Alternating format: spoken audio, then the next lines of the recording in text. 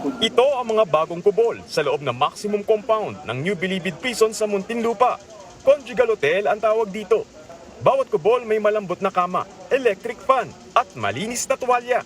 Itinayo ito ng Bureau of Corrections para makapag-private time ang mga persons deprived of liberty o PDL at kanilang mga asawang bibisita sa kulungan. Aba, kagaling ni Katapang ah. Ang talino ng naisip niya. Nagpatayo ng hotel dyan sa Bilibid. Aba, ibang-iba na ngayon ah. Bagong Pilipinas. Oh, marami po ang tumaas ang kilay dyan. Talaga naman.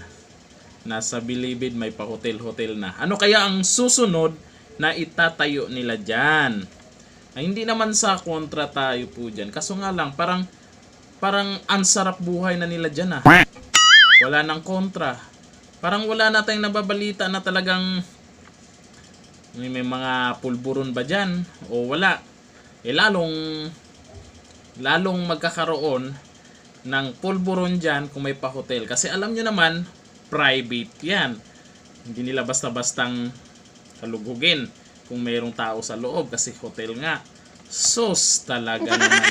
Napakagaling. Ang talino. Bagong Pilipinas. Ayan, ano kayo masasabi nyo dito? Kasi dito sa video na ito ay tiningnan natin yung mga comment. Talagang karamihan ay natawa or hindi sang-ayon.